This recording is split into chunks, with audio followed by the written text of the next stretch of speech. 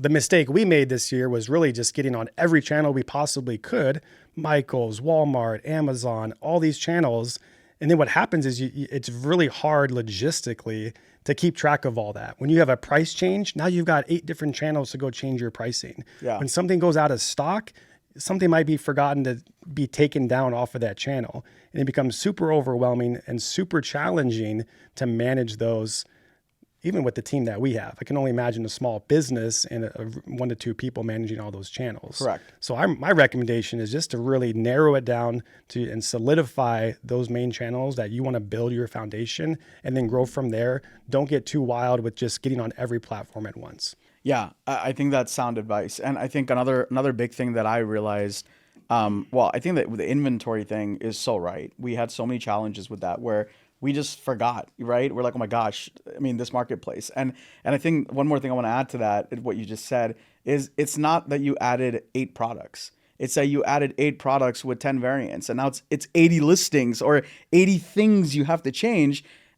And it's then 10 channels, it becomes 800 changes, right? Mm-hmm. That's a massive lift to change for one product with 10 SKUs, right? And so I think that becomes a massive thing. But I think one other thing that's very important that we learned this year on marketplaces, right, is that marketplaces demand a certain amount of digital assets. What we mean by digital assets is videos, pictures, GIFs, banners, all kinds of things. Anything that's digital, that's for marketing, right? Digital assets. And every platform has its own requirement. And Etsy decided to make a change this year from, I believe, square to more vertical, or they were playing with that, right? And so if you went on Etsy and did a search, everybody had a square image, and then they decided, okay, we're just going to make it a little rectangle to fit mobile, and nobody's pictures look correct because everything got cropped, right? And so the problem becomes when you go cross-channel is everyone has different requirements for what they want.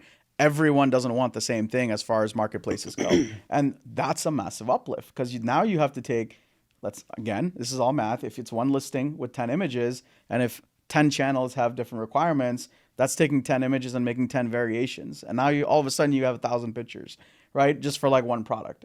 So just the uplift is a lot. Now, I don't want people to get discouraged by that. What needs to be done needs to happen, right? However, there's what you're saying is there's a strategy to it. Mm-hmm. If you don't have an extended team or if you don't have 10 people, just start and perfect one channel. Plant that flag, let it wave, get good at it, and then go to the next channel and go slow. Yeah. Right. And I think that's kind of the advice we're giving is fit to the channel, see the channel you love, optimize it. Don't just put a product, go to the next channel. Optimize one channel at the very least. I think that's great advice. And I would add to that, when you do decide to grow your channels, you don't have to put every product on the channel. And what we're going to get into next is kind of what to sell. And so my advice would be you really want to be able to grow without the chaos. Yeah. If you're growing and it's chaotic and it's too much to manage, you got to pull back a little bit. So as you expand, don't necessarily put every product you have on those marketplaces. Focus on the winners and start with there and a good foundation. So I'm so glad you ended with that because like I said in the beginning, when we enter the podcast, it's all about clarity, right? Be clear on what channel you like. Be clear and get on that channel. Have clarity that you're going to organize that channel. Have clarity on what your winners are. Have clarity on where you're making profit. Have clarity on your numbers. On Etsy, the number one thing I see is I sold something. Where did all these fees come from? Like I sold something for $10, but the ad fee and the seller fee and blah, blah, blah. Like I'm losing money on this. Every channel has a different fee, so it's difficult. Yes. So if you're surprised after you sell, it's not a good thing. You need to have clarity on how the channel works. What are the cost structures? What is it demanding out of you? And when you have that clarity, you have more control on that channel, right? You understand that channel. And when you understand that channel, you can do business well on this. And I'm going to add one more thing before we move forward.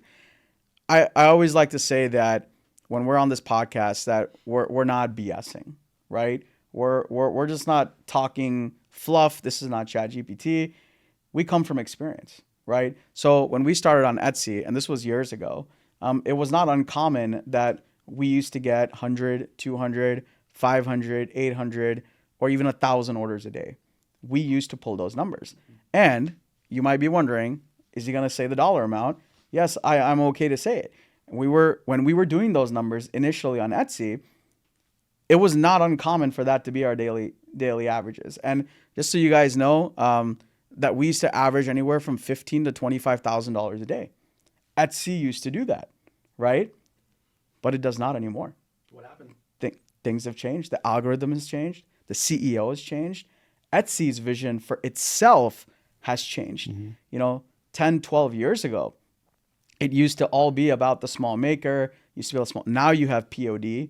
Now you have direct from China. Now Chinese, manufacturers are getting in through a UK account on the American. I mean, there's all kinds of stuff going on. The environment has changed. And if we had relied solely on Etsy, it's problematic. Or if we don't understand Etsy, right? If we don't have clarity on the platform and we're naive to think that it's never going to change. And if we're naive to think that it was going to stay that way forever, then we probably wouldn't have been in business, right? So it's really understanding the platform, really understanding that the marketplace is there for us to be on. It's a privilege to be on. It's a privilege to do business on there, to completely understand the platform and to be ready to pivot and change. You need to have that clarity.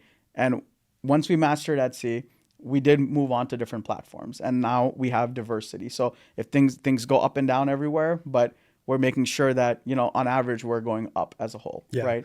So John, what do you recommend for somebody that's looking for that clarity on different channels? They want to maybe start adding more channels and grow. How do they manage the different products they have, the pricing they have, the fees that are incurred? You mentioned every platform has a different fee. How does somebody manage that themselves as they grow? What do you recommend? A spreadsheet? What do you suggest? Yeah, I think the best thing to do, honestly, is start with two things. What products do you like to work on, right? And what your profitability looks like on those products. Just start with that, because what you just asked me is like 20 different things, right? And I think for a lot of makers, like it just goes like, okay, whatever. I'm just gonna put everything, right? You know what? Just start with the 5 things you like, okay? Figure out where you're profitable with it after you understand the fees, after you understand your costs. And we're going to get into that a little bit later, right? Just start with that, right? Don't put random stuff up there that you don't know that'll sell. Next thing I want you to do is, once you know those products, optimize the imagery, right? The images, your main image for the product is extremely important. Make sure your videos are ready and make sure all that is done. Just work on the 5. And just optimize the platform and understand the platform. That's where you start. So with AI coming into the picture this year with optimizing images, what do you suggest on somebody using AI for the imagery? And when does that become a little bit too obvious that it's AI? And how does somebody use AI but overcome the fact that people might think it's AI generated? So I think this really has to do with, going on the platform and seeing what's accepted. So I've been going on Etsy, and I realized we realized on Etsy that the AI images don't work as well because of the clients that are there, right? But then you go on Amazon and it's rampant, and you're like, wow, it's everywhere. Yeah. So I think that this is what I'm talking about: understanding channel to channel. And I'm going to give you another hot one. If you're on Amazon, go to Amazon. Search the products that you're doing, and in the filter, there's a bestseller. Go to that bestseller and see what's actually selling really well. Go look at their imagery. Go see what's working, their main image. Just dissect it, and you'll understand yourself if you should, if you shouldn't. Now, if you're a brand, like if you're branding yourself where you don't like AI, or let's say you're one of those, and this is totally fine. If you don't like AI because of its environmental impact, then make sure that the images that you are taking are absolutely beautiful studio images for Amazon, right? For Etsy, it might not be as big of a deal. You need to, not be that crazy good on the Etsy platform, but still make sure it looks professional. I see a lot of makers, messaging me, asking me, hey, why isn't my listing working? And I'll see it, and they just took a picture on their wooden desk that looks so beat up from crafting. And you can make that a beautiful picture, but they just take it as if, hey, I was just walking by and I took a picture. Put a little work into it. Yeah. And so I don't think there's a straight answer. I think people try to look for it. I think it matters platform to platform. Okay. Awesome.